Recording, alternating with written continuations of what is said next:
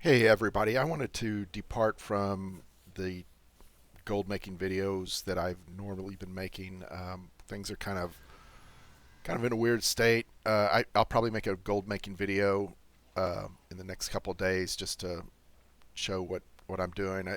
I really haven't changed up too much of what I'm currently doing. So still making speed sets, primarily focused on Crimson gear here and there, and just selling materials and stuff. Anyway, I wanted to make a video about Holy Paladin,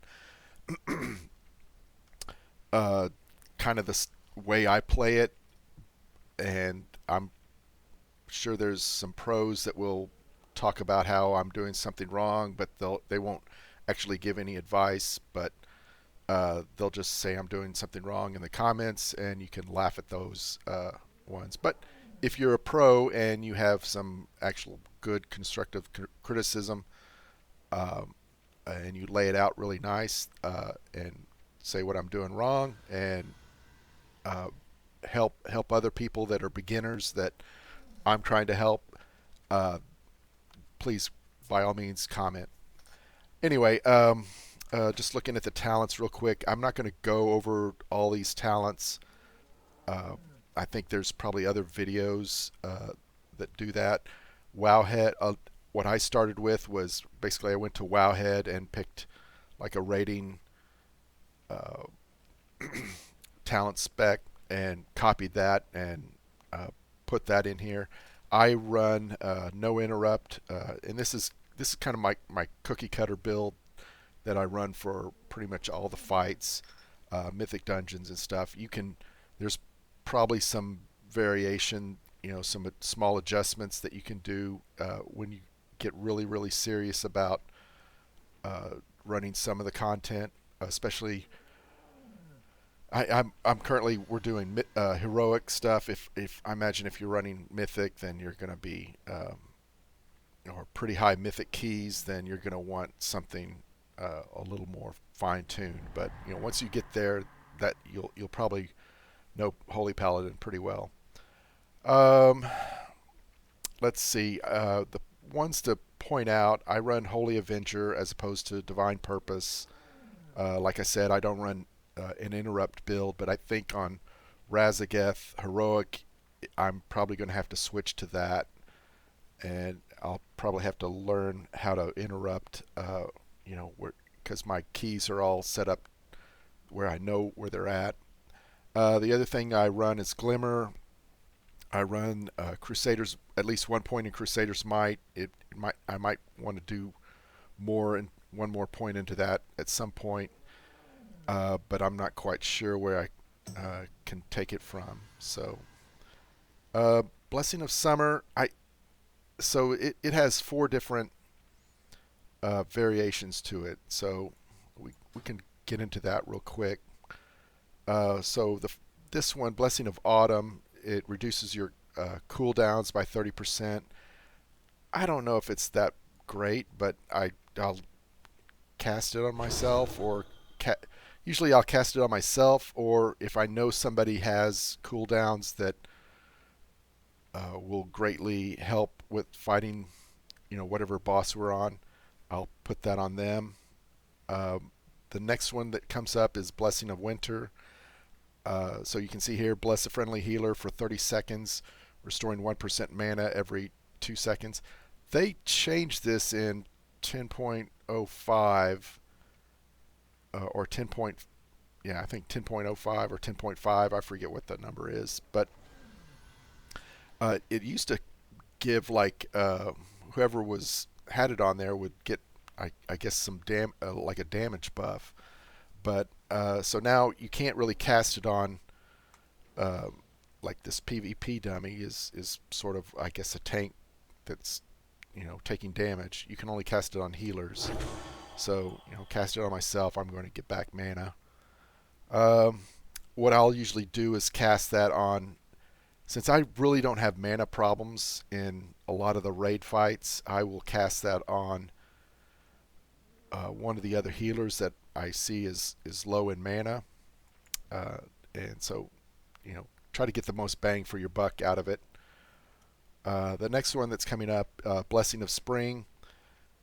So let's read it. Bless an ally for 30 seconds, increasing their healing done by 15% and healing received by 30%. If I know a tank is going to be taking a lot of damage, and I want to make sure that they stay alive, I'll put that on them.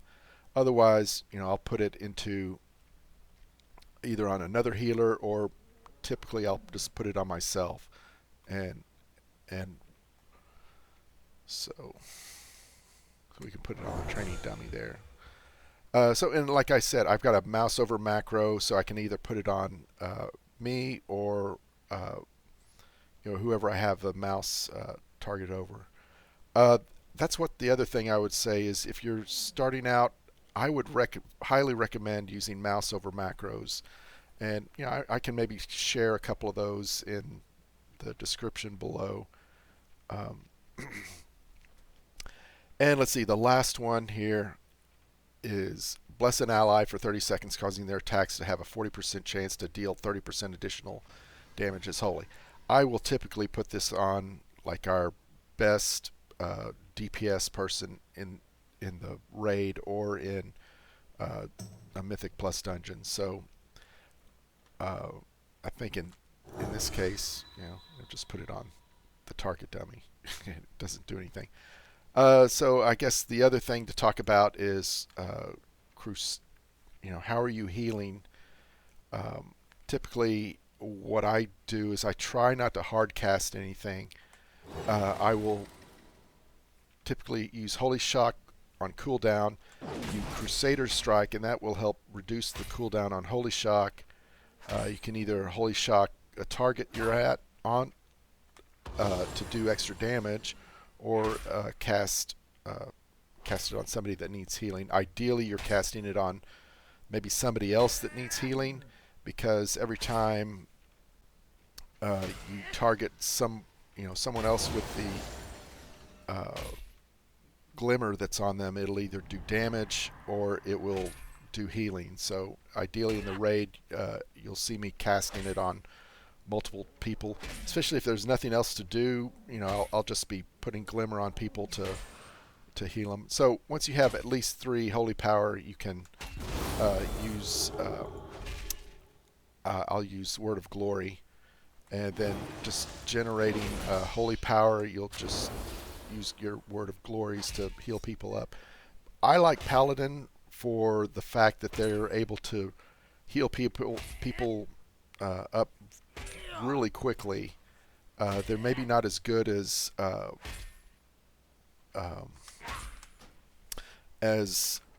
some of the other healers. I know Evokers are really strong, or the Drakthir ones.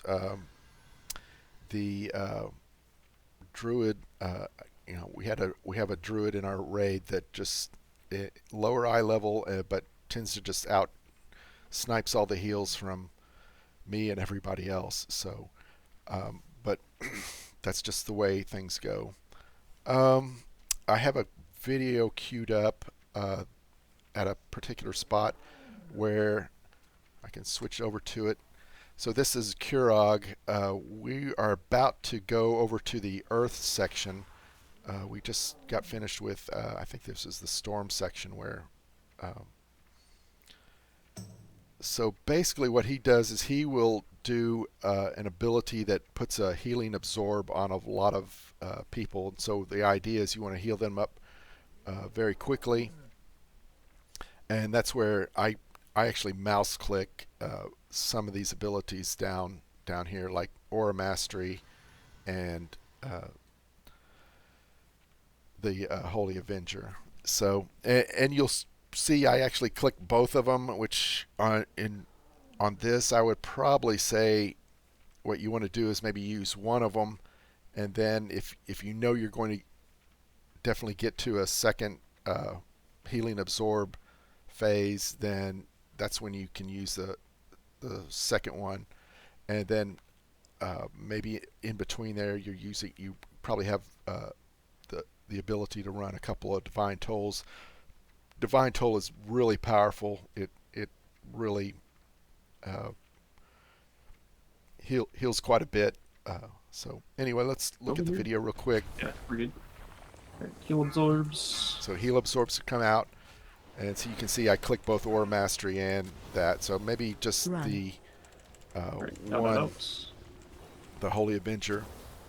In. And then the idea is you're hitting at least a Crusader Strike to generate Holy Power. Timing's a little bit different, so I think I'm grabbing it. Or a Holy Shock to generate Holy Power.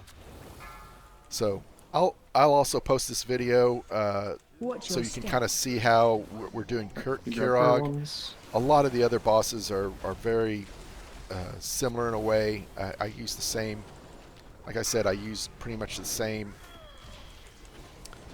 talents for most all of these bosses, and with maybe I might change it up for Razigan, which we're currently progressing on. Anyway, I hope you enjoyed the video. I will also, like I probably already said it, I'll post this video that our Kirog fight. I've got a couple other videos for, I think, Senarth and the Primal Council. And those are from Holy Paladin point of view. And I hope you enjoy those. And sorry for, I haven't posted any of the TSM videos, but TSM's kind of in a weird state, and I'm kind of frustrated with it a little bit, but I'll get to posting a few of those again here soon. Anyway, y'all take care.